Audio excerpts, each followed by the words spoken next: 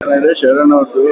ಮತ್ತೆ ಇವ್ರನ್ನೆಲ್ಲ ನೋಡಿದ್ದಕ್ಕೆ ತುಂಬಾ ಖುಷಿ ಆಯ್ತು. ಲಕ್ಷ್ಮಿ ಅವ್ರನ್ನ, ಅನಂತ್ ಅವ್ರನ್ನ, ಆಮೇಲೆ ಯೋಗೇಶ್ ಅನ್ನೋರು ಚೆನ್ನಾಗಿ ಆಕ್ಟ್ ಮಾಡಿದ್ದಾರೆ. ಇದೊಂದು ಮೂವಿ ಲಾಸ್ಟ್ ನಲ್ಲಿ ಮೆಸೇಜ್ ಕೊಡೋ ತರ ಪ್ರಯತ್ನ ಪಟ್ರು, ಅದೊಂದು ಚೆನ್ನಾಗಿದೆ. ವೀಕ್ಲಿ 5 ಸಿನಿಮಾ ಬರುತ್ತೆ, ಸೊ ಇದು ನಿಂತ್ಕೊಳ್ಳುತ್ತೆ ಅಂತ ಹೇಳ್ತಾರೆ. ಸೊ ಇದ್ರ ಬಗ್ಗೆ ಡಿಫ್ರೆಂಟ್ ಕತೆ ಯಾವ ತರ ಇದೆ? ಬಟ್ ಸ್ಟೋರಿ ಇಷ್ಟ ಆಗಿದೆ. ನಿಂತ್ಕೊಳ್ಳುತ್ತಾ ನಂಗೆ ಗೊತ್ತಾಗಲ್ಲ. ಆಗ್ಲಿ ಒಂದು ಮೆಸೇಜ್ ಅಂತೂ ಕೊಟ್ಟಿದ್ದಾರೆ, ಒಂದ್ಸಲ ನೋಡ್ಲೇಬೇಕು. ಚೆನ್ನಾಗಿದೆ. ಫ್ಯಾಮಿಲಿ ಜೊತೆ ಹಾ, ನೀವು ಪ್ರಾಶಸ್ತ್ಯ ಕೊಡಿ ಅಂತ ಒಂದು ಮೆಸೇಜ್ ಇದೆ, ಚೆನ್ನಾಗಿದೆ ನೋಡಿ. ಇಲ್ಲ ಚೆನ್ನಾಗಿದೆ. ಮೇಕಿಂಗ್ ಇನ್ ಸ್ವಲ್ಪ ನೀಟಾಗಿ ಮಾಡಬೇಕು. ಕಂಟಿನ್ಯೂಟಿ ಒಂದು ಸ್ವಲ್ಪ ಮಿಸ್ಸಿಂಗ್ ಅನ್ಸುತ್ತೆ. ಬಟ್ ಇನ್ನೆಲ್ಲ ಚೆನ್ನಾಗಿದೆ. Thank you. ತುಂಬಾ ಚೆನ್ನಾಗಿದೆ ಸರ್, ಎಲ್ಲ ಹೊಸ ಪ್ರತಿಭೆಗಳು. ಶರಣ್ ಕಾಮಿಡಿ ತುಂಬಾ ಚೆನ್ನಾಗಿದೆ, ಕತೆ ಡಿಫ್ರೆಂಟ್ ಆಗಿದೆ.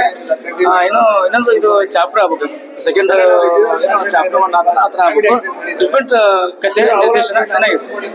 ತುಂಬಾ ಆಗಿದ್ದಾರೆ, ಅದು ಚೆನ್ನಾಗಿದೆ. ಏನ್ ತೊಂದರೆ ಇಲ್ಲ, ಪಿಕ್ಚರ್ ನೋಡ್ಬೋದು. 50, 60, 70 ದಿವಸ ಓಡುತ್ತೆ. ಪಿಕ್ಚರ್ ಸೂಪರ್ ಆಗಿದೆ. ಸಾಂಗ್ಸ್ ಫೈಟ್ ಎಲ್ಲ ಚೆನ್ನಾಗಿದೆ, ತೊಂದರೆ ಏನಿಲ್ಲ. ಪಿಕ್ಚರ್ ಓಡುತ್ತೆ ಸರ್. ಸ್ಟೋರಿ ಮಾತ್ರ ಸೂಪರ್ ಇದೆ ಸರ್.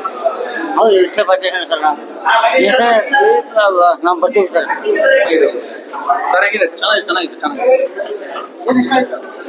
ಚೆನ್ನಾಯ್ತಾ? ಸಾಂಗ್ ಹೆಂಗ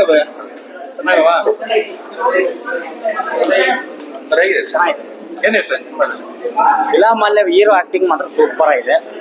ಆದ್ರೆ ಇದು ಒಂದ್ ಸ್ವಲ್ಪ ಹಳೆ ಮೂವಿ, ಈಗ ರಿಲೀಸ್ ಆಗ್ತಾ ಇದೆ ಫಿಲಮ್ ಅಷ್ಟೇ. ನೋಡ್ಬೋದು. ಮೊದಲನೇದಾಗಿ ಎಲ್ಲರಿಗೂ ವರಮಹಾಲಕ್ಷ್ಮಿ ಹಬ್ಬದ ಆರ್ಥಿಕ ಶುಭಾಶಯಗಳು.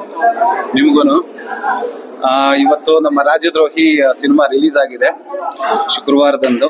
ಎಲ್ಲರೂ ಥಿಯೇಟರ್ಗೆ ಬಂದು ಸಿನಿಮಾ ನೋಡಿ ಅಂತ ಕೇಳ್ಕೊತಾ ಇದ್ದೀನಿ. ಈ ಸಿನಿಮಾದಲ್ಲಿ ನಾನು ಕಾಶಿ ಅನ್ನೋ ಪಾತ್ರವನ್ನು ಮಾಡಿದ್ದೀನಿ, ಸೆಕೆಂಡ್ ಹೀರೋ ಆಗಿ ಮಾಡಿದ್ದೀನಿ. ತುಂಬಾ ಚೆನ್ನಾಗಿ ಮೂಡ್ ಬಂದಿದೆ. ಒಳ್ಳೊಳ್ಳೆ ದೊಡ್ಡ ದೊಡ್ಡ ಆಕ್ಟರ್ಗಳು ಎಲ್ಲ ಮಾಡಿದ್ದಾರೆ. ನಿಮ್ಮೆಲ್ಲರ ಆಶೀರ್ವಾದ ಇರಲಿ ಅಂತ ಕೇಳ್ಕೊತಾ ಇದ್ದೀನಿ. Thank you so much.